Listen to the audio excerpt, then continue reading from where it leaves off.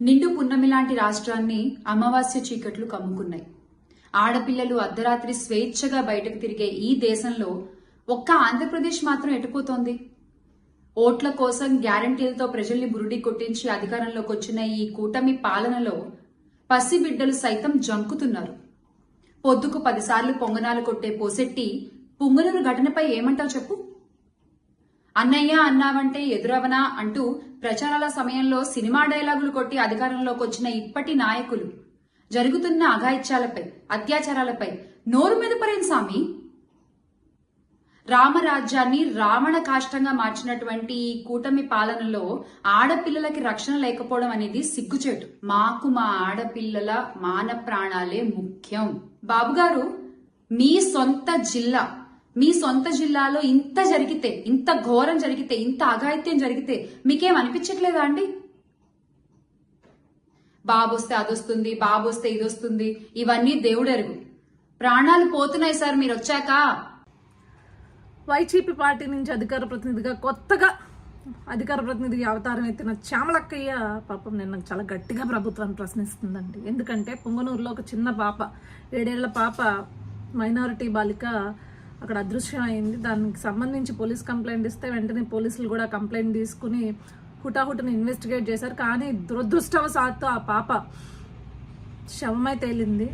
జరగకూడదు, ఎవరిళ్లలోనూ జరగకూడదు ఇలాంటిది. ఖచ్చితంగా ఆ దుర్మార్గులకి ప్రభుత్వం తరపు నుంచి కఠినమైన శిక్షలు పడతాయి. అదేవిధంగా ఈరోజు హోమ్ డిపార్ట్మెంట్ అనిత గారు కూడా చాలా సీరియస్గా తీసుకున్నారు. ఇన్సిడెంట్ని సీరియస్గా తీసుకుని ఎవరైతే ఇలాంటి ఘాతకానికి పాల్పడ్డారో వాళ్ళపైన కఠినమైన శిక్షలు ఈరోజు వేసేలాగా, లేకపోతే కఠినమైన చర్యలు తీసుకునేలాగా ఆవిడ ముందుకు వెళ్తున్నారు. కానీ ఈ శ్యామలక్క ప్రశ్నించిన తీరు నాకు భలే అనిపించింది. అసలు శ్యామలక్క ఒకటి మాత్రం క్లియర్ చేస్తా, గతంలో మీరు అంటే మీ ప్రభుత్వం ఉన్నప్పుడు ప్రశ్నించిన వాళ్ళని ఆపారు, అడ్డుకున్నారు. కానీ మేము అలా కాదు, ప్రశ్నించాలి. కానీ ఎవరిని ప్రశ్నించాలి? గతంలో మీ ప్రభుత్వం మొద్దు నిద్రపోయింది చూడు, అప్పుడు బయటకు వచ్చి ప్రశ్నించుంటుంటే ఎస్ కరెక్ట్ అయిన ఆడదాన్ని నువ్వు, ఆడవాళ్ళ కోసం నిలబడ్డావు అని శభాషని మేము కూడా అనేవాళ్ళం. గతంలో మీ ప్రభుత్వం ఎంతోమంది ఆడబిడ్డల మాన ప్రాణాలు పోతున్నా నోరు మూసుకుని కూర్చున్నప్పుడు నీకు ప్రశ్నించే అసలు హక్కు కూడా లేదనమాట. అంటే నీ పరిస్థితి ఎలా ఉందంటే ఆత్రపు పెళ్లి కొడుకుంటే అత్తమెల్లో తాలిగట్టాడంట, అలా ఉంది. కొత్త పదం వచ్చిన వెంటనే పాపము ఏదో మాట్లాడేయాలని చెప్పేసి మన ఘనమైన గత చరిత్రను మర్చిపోతే ఎట్లక్క. 4 ఇన్సిడెంట్స్ చెప్తాను అక్క. ఎంతోమంది ఆడబిడ్డలు మాన ప్రాణాలు కోల్పోయారు గత ప్రభుత్వంలో, అంటే గత 5 ఏళ్లలో. దాంట్లో ఒక్క 4 ఇన్సిడెంట్స్ చెప్తా. ఏ రోజు నువ్వు వచ్చి మాట్లాడావో నాకు ఒకసారి బయటకు వచ్చి చెప్పు. గతంలో మొత్తం రాష్ట్రం మొత్తం కూడా స్వతంత్రం వచ్చిందని చెప్పేసి సంబరాలు చేసుకుంటుంటే స్వతంత్ర దినోత్సవం రోజున నడి రోడ్డు పైన రమేశ్వరి అనే అమ్మాయిని పొడిచి చంపేశాడు అక్క ఒకడు. కనీసం అంటే కనీసం వైఎస్ఆర్సీపీ ప్రభుత్వం నుంచి ఒక్కడు కూడా బయటకు వచ్చి ఆ ఇన్సిడెంట్ గురించి మాట్లాడలేదు, దాని ఇన్వెస్టిగేషన్ గురించి మాట్లాడలేదు.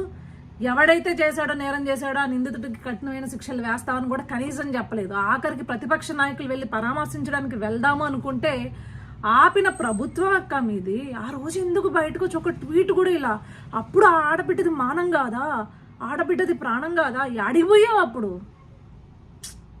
ఇంకొక ఇన్సిడెంట్ అక్క, నరసరావుపేటలో అనూష అనే ఒక ఆడబిడ్డని తనతో పాటు చదువుకున్న ఒక దుర్మార్గుడు, తమరి కులానికి సంబంధించిన వాడే, చంపేస్తే కనీసం ఒక్క ప్రెస్ మీట్ లేదక్క మన ముఖ్యమంత్రి గారి దగ్గర నుంచి, అప్పటి ముఖ్యమంత్రి జగన్మోహన్ రెడ్డి దగ్గర నుంచి. మరి ఆ రోజు ఆడపోయావక్క?